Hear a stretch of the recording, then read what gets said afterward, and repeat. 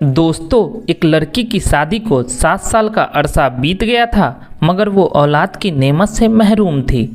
इसके खानदान और दोस्तों में जितनी भी इसके साथ की लड़कियां थी, वो सब कोई 2, 3, कोई 4-4 बच्चों की माँ बन चुकी थी। इस लड़की की भी बहुत हसरत थी कि अल्लाह इसकी भी गोद भर दे।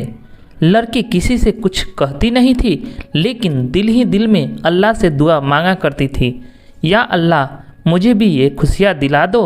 दोस्तों, इस लड़की की सारी सहेलियाँ, यहाँ तक कि इसके ससुराल में जिनकी शादियाँ इसके शादी के बाद हुई थी, वो भी मम्मी पापा बन चुके थे। जहाँ इस लड़की को ससुराल वालों की बातें चुभती नज़रों और चुभते सवालों का सामना करना पड़ता, वहीं वो खुद को अपनी सोनी गोद की वजह से परेशान रहती थी। उसने हिम्मत करके अपना चेकअप भी कराया, लेकिन ये चीज़ देखकर इसे और भी ज़्यादा तकलीफ़ होती थी कि इसकी रिपोर्ट में डॉक्टर्स ने नाउम्मीदी ही जाहिर की थी। डॉक्टर्स की बात कभी पूरी 100% पक्की नहीं हो सकती, वो सिर्फ अंदाज़ा लगा सकते हैं। लेकिन ये फैसला तो अल्लाह के इख्तियार में है।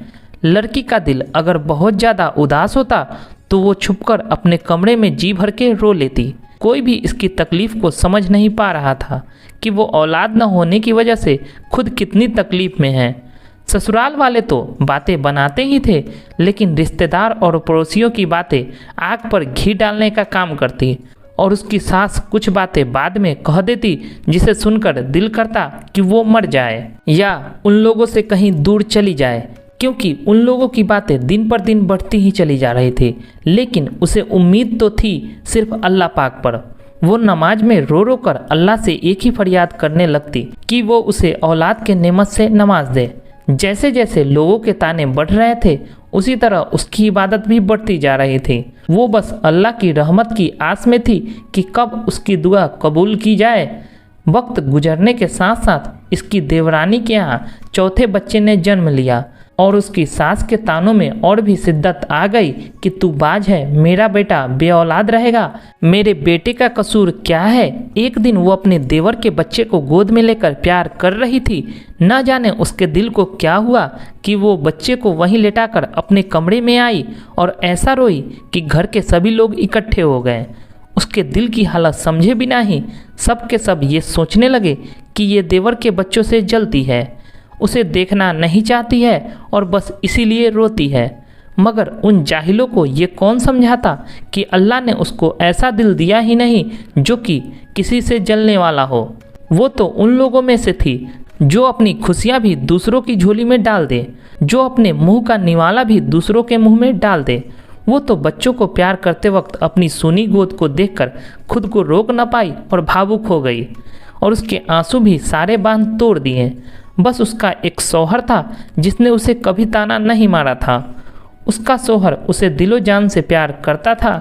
वो उसकी ख्वाहिश को समझ सकता था, लेकिन वो क्या करता, इसके हाथ में तो कुछ भी नहीं था। एक दिन किसी ने कहा, अपने शौहर की भी टेस्ट करवा लो।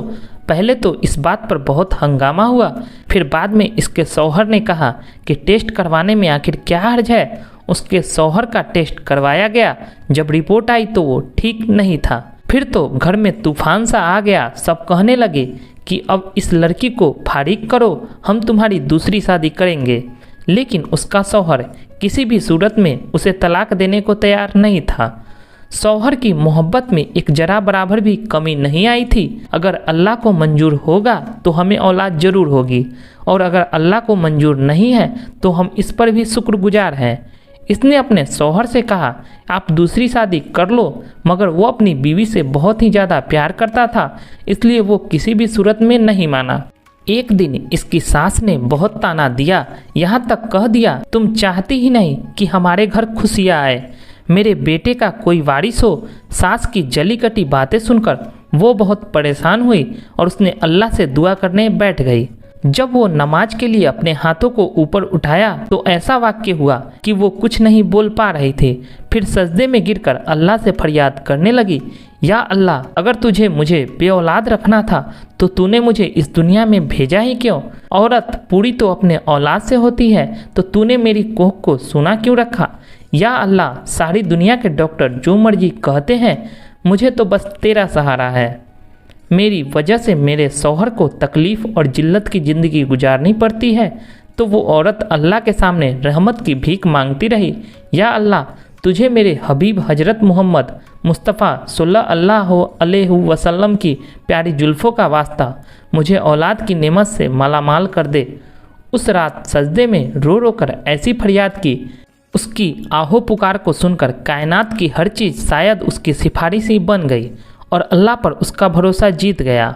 और फिर चंद हफ्तों के बाद वो हुआ जिसकी किसी को उम्मीद तक नहीं थी। डॉक्टर बार बार उसकी रिपोर्ट को देखकर कह रहे थे, फिर उसको ज़िंदगी की नबील सुनाई गई कि वो माँ बनने वाली है।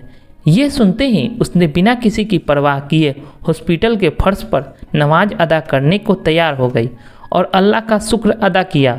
तो दोस्तों, चाहे कुछ भी हो जाए, कभी भी किसी भी हालत में मायूस नहीं होना चाहिए। बेशक अल्लाह जो चाहे वो कर सकता है। लोग कुछ भी कहे, बस अल्लाह ताला पर पूरा भरोसा रखे। ना कभी किसी का बुरा सोचे, ना कभी किसी का बुरा करे, तभी अल्लाह आप पर कभी भी बुरा न होने देगा। प्यारे दोस्तों, एक दूसरे के लिए दुआएं मांगना बहुत ही अच्छा शांति का काम है, इसलिए हमेशा दूसरों के लिए भी दया मांगें। तो दोस्तों, मिलते हैं आपसे एक नई वीडियो के साथ। तब तक आप हमारे चैनल को सब्सक्राइब कर बेल आइकन को दबा दें, जिससे नई नई वीडियो की नोटिफिकेशन आप तक पहुंचे। तो मिलते हैं फ्रेंड्स एक नई वीडियो के साथ, तब तक के लिए धन्यवाद।